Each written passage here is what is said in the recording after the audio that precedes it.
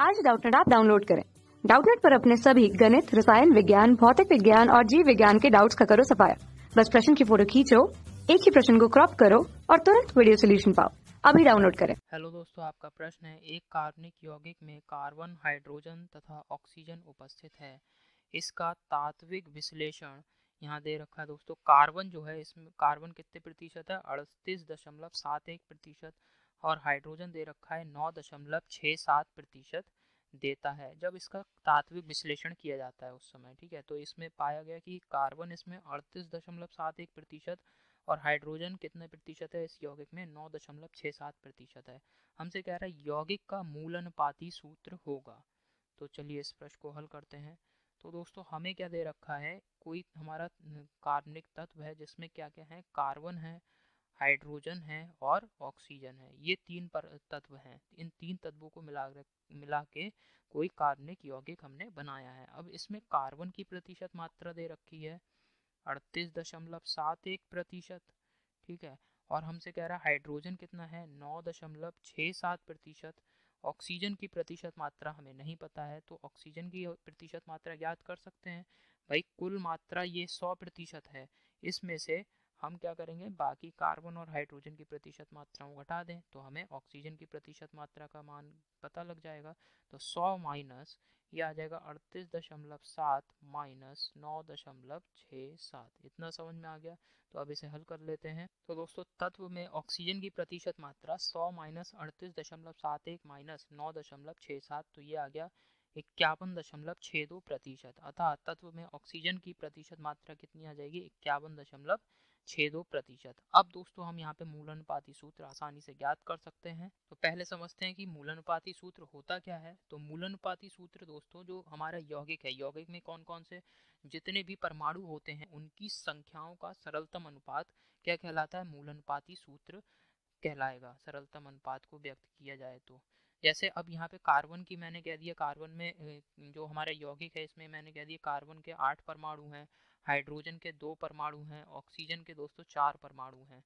ठीक है, तो ये सभी परमाणुओं की संख्याएं आ गई यौगिक में। अब दोस्तों यहाँ पे इनका सरलतम अनुपात अगर निकाला जाए तो सरलतम अनुपात क्या आ जाएगा दोस्तों, 4:2। दो को यहाँ 2 से भाग कर देंगे तो 1:2। ये दोस्तों सरलतम अनुपात आ गया। तो कार्बन, हाइड्रोजन और ये ऑक्सीजन, तो सरलतम सूत्र क्या आ जाएगा, मूल अनुपाती सूत्र इसे कहते हैं हम। तो ये आ जाएगा मूल अनुपाती सूत्र CH4HO2। समझ में आ गया, ये आ गया सूत्र। तो इसी प्रकार हमें दोस्तों यहाँ पे कार्बन, हाइड्रोजन और ऑक्सीजन इन परमाणुओं की संख्याएं ज्ञात करनी है, फिर उनका सरलतम अनुपात ले लेंगे तो हमारे पास मूल अनुपाती सूत्र आ जाएगा। तो एक तरफ दोस्तों हमने लिख लिया तत्व। तत्व क्या क्या है इस यौगिक में, कार्बन है, हाइड्रोजन है, ऑक्सीजन है। अब इन सभी की प्रतिशत मात्राएं दोस्तों हमने ज्ञात कर ली थी। ठीक है, कार्बन की प्रतिशत मात्रा दे रखी थी प्रश्न में 38.7। इसी प्रकार हाइड्रोजन की दे रखी थी प्रतिशत मात्रा 9.67। ऑक्सीजन की प्रतिशत मात्रा हमने ज्ञात कर ली, तो ये कितनी थी, आई दोस्तों 51.62।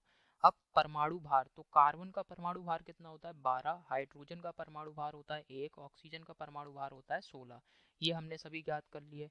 ठीक है, अब परमाणुओं की आपेक्षिक संख्या, परमाणुओं की आपेक्षिक संख्या कैसे ज्ञात करेंगे दोस्तों, जो यहाँ पे प्रतिशत मात्रा हमें दे रखी है यौगिक में परमाणु की, उसको हम क्या करेंगे, परमाणु की परमाणु भार से भाग कर देंगे। अब यहाँ पे कार्बन की प्रतिशत मात्रा 38.7 थी, तो इसे हम 12 से भाग कर दिया इसको, तो क्या आ गया, 3.23 आ गया। इसी प्रकार हाइड्रोजन के लिए तो ये आ जाएगा 9.67 बटे हाइड्रोजन का परमाणु भार 1, तो ये क्या आ गया मान इसका, 9.67 आ गया।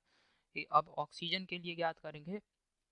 तो ऑक्सीजन के लिए प्रतिशत मात्रा कितनी है, 51.62 बटे ऑक्सीजन का परमाणु भार हो गया यहाँ पे 16, तो इसका मान आ गया 3.23। अब परमाणुओं का आपेक्षिक अनुपात, परमाणुओं का आपेक्षिक अनुपात ये दोस्तों हम ज्ञात करेंगे। तो आपेक्षिक अनुपात ये कैसे आ जाएगा दोस्तों, तो यहाँ पे जो आपने परमाणुओं की आपेक्षिक संख्या ज्ञात करी है, इनमें आप देखेंगे सबसे निम्नतम मान कौन सा है, तो सबसे निम्नतम मान यहाँ पे 3.23 है। ठीक है, तो 3.23 से ये सभी संख्याओं को तीनों को भाग करेंगे, तो कार्बन के लिए आ गया परमाणुओं का अपेक्षिक अनुपात 3.23 बटे 3.23 बराबर ये आ गया 1। तो 9 और हाइड्रोजन के लिए ज्ञात करेंगे तो ये आ जाएगा 9.67 बटे 3.23, हल करने पे ये आ गया 3, और 3.23 बटे 3.23। ऑक्सीजन के लिए ज्ञात करना है परमाणु का अपेक्षक अनुपात, तो इसका मान आ गया 1।